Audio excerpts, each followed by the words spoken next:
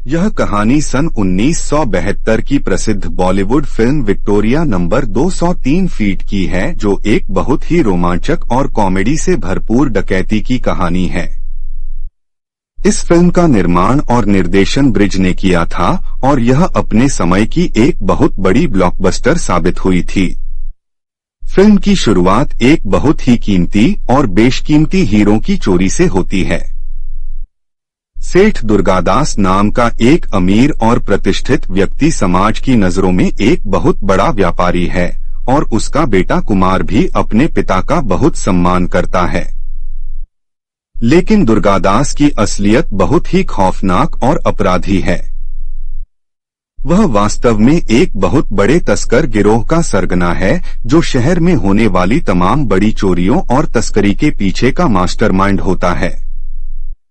समाज में उसकी अच्छी साख होने के कारण उसे हर विभाग की गुप्त जानकारी मिल जाती है, जिसका फायदा उठाकर उसका गिरोह बड़ी बड़ी वारदातों को अंजाम देता है। एक बार दुर्गादास के कहने पर उसका गिरोह बहुत ही महंगे हीरे चुराता है। लेकिन जब लालच इंसान के दिमाग पर हावी हो जाता है तो वह अपनों से भी गद्दारी कर बैठता है। दुर्गादास का एक भरोसेमंद गुंडा उन हीरों को देखकर लालच में आ जाता है और वह गिरोह को धोखा देकर उन हीरों को लेकर भाग खड़ा होता है। जब दुर्गादास को इस गद्दारी का पता चलता है तो वह आग बबूला हो जाता है और वह अपने दूसरे गुंडों को उस गद्दार का पीछा करने और उसे खत्म करके हीरे वापस लाने का हुक्म देता है। दुर्गादास का दूसरा आदमी उस गद्दार को ढूंढ निकालता है और उसे मार डालता है, लेकिन किस्मत का खेल देखिए कि वह आदमी भी हीरे लेकर फरार हो जाता है। दुर्गादास अब और भी ज्यादा परेशान हो जाता है क्योंकि उसके हाथ से हीरे बार बार फिसल रहे होते हैं। वह अपने और भी गुंडों को उस दूसरे गद्दार के पीछे भेजता है। वे गुंडे उस आदमी को घेर लेते हैं और उसे मौत के घाट उतार देते हैं, लेकिन मरने से पहले वह चालाक आदमी उन हीरों को कहीं सुरक्षित जगह पर छिपाने में कामयाब हो जाता है। ठीक उसी समय उस लाश के पास एक विक्टोरिया यानी घोड़ा गाड़ी वाला मौजूद होता है। पुलिस मौके पर पहुंचती है और केवल परिस्थितियों के आधार पर उस मासूम विक्टोरिया ड्राइवर को गिरफ्तार कर लेती है, क्योंकि वह उस मरे हुए आदमी के पास देखा गया आखिरी व्यक्ति था। अदालत उस निर्दोष ड्राइवर को उम्र कैद की सजा सुना देती है। यहीं से कहानी में दो बहुत ही दिलचस्प किरदारों का प्रवेश होता है, जिनका नाम राजा और राणा है। राजा और राणा दो बूढ़े और छोटे मोटे चोर हैं, जिनका दिल सोने का है। वे अपनी सजा काटकर जेल से रिहा होने वाले होते हैं। राणा का एक दुखद अतीत है कि सालों पहले उसका एक छोटा बेटा एक पार्क से अगवा हो गया था और आज तक राणा को यह नहीं पता कि उसका बेटा जिंदा भी है या नहीं, या उसे किसने अगवा किया था। जेल से बाहर आने के बाद राजा और राणा यह फैसला करते हैं कि अब वे अपनी बाकी की जिंदगी एक शरीफ इंसान की तरह गुजारेंगे और कोई गलत काम नहीं करेंगे। लेकिन उनकी यह शराफत ज्यादा दिनों तक नहीं टिक पाती, क्योंकि जैसे ही उन्हें उन खोए हुए हीरों की खबर लगती है, उनकी पुरानी आदतें जाग उठती हैं। उन्हें पता चलता है कि वे हीरे उसी विक्टोरिया गाड़ी से जुड़े हुए हैं जिसका ड्राइवर जेल में है। उन्हें यह भी एहसास होता है कि अभी तक किसी को भी उन हीरों के सही ठिकाने का पता नहीं चला है। हीरों के करीब पहुंचने के लिए राजा और राणा एक योजना बनाते हैं। वे उस जेल में बंद विक्टोरिया ड्राइवर के दूर के भाई बनकर उसके घर पहुंच जाते हैं। वहां ड्राइवर की बड़ी बेटी रेखा रहती है।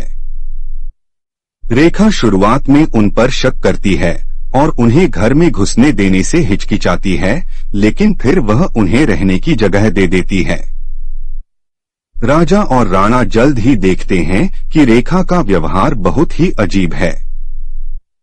दिन के समय रेखा एक मर्द का वेश धारण करके विक्टोरिया चलाती है ताकि वह अपने पिता की अनुपस्थिति में घर का खर्च चला सके, और रात के समय वह चुपके से घर से बाहर निकल जाती है जब सबको लगता है कि वह सो रही है।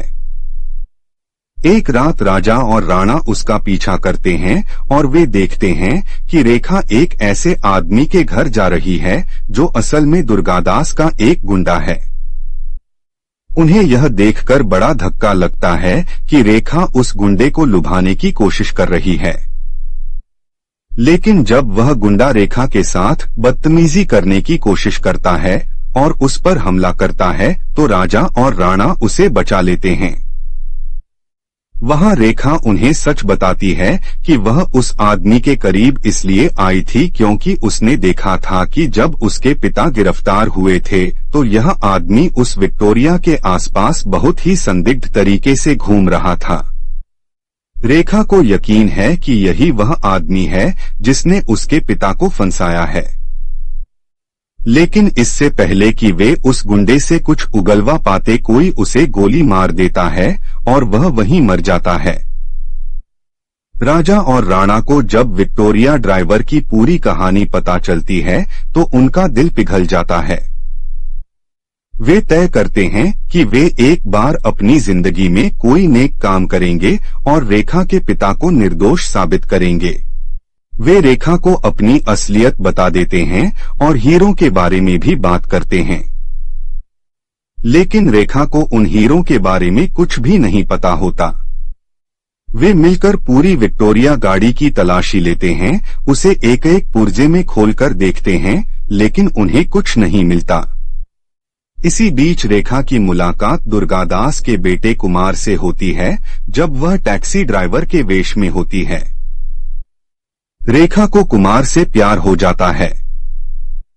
वह एक अमीर लड़की का वेश बनाकर कुमार को रिझाने की कोशिश करती है और उनकी प्रेम कहानी आगे बढ़ती है। हालांकि जल्द ही कुमार को पता चल जाता है कि रेखा असल में कौन है, लेकिन उसे इस बात से कोई फर्क नहीं पड़ता और वह रेखा से शादी करने का फैसला कर लेता है, चाहे उसका पिता अपराधी ही क्यों न हो। कुमार को जब अपने पिता दुर्गादास की असलियत का पता चलता है कि वह एक तस्कर है तो उसे गहरा धक्का लगता है और वह अपने पिता का घर छोड़ देता है। कुमार की मुलाकात राजा और राणा से होती है और शुरुआत में वह उन पर शक करता है, लेकिन जब उसे पूरी सच्चाई पता चलती है तो वह भी उनके साथ मिल जाता है।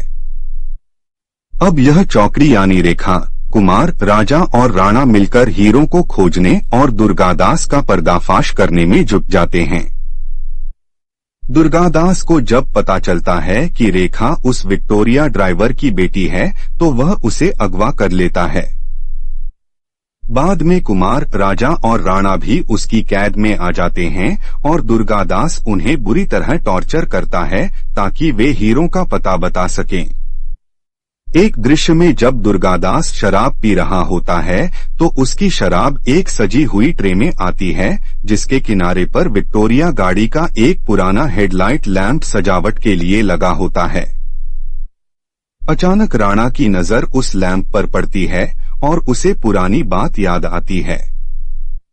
उसे एहसास होता है कि वह गद्दार गुंडा जिस विक्टोरिया में आखिरी बार सवार था उसने हीरे उसी गाड़ी के हेडलाइट के लैंप के अंदर छिपाए थे। राणा अपनी चतुराई से कुछ समय मांगता है और वह और राजा वहां से निकलकर असली विक्टोरिया के लैंप के पास पहुंचते हैं। उन्हें वहां वाकई में वे कीमती हीरे मिल जाते हैं।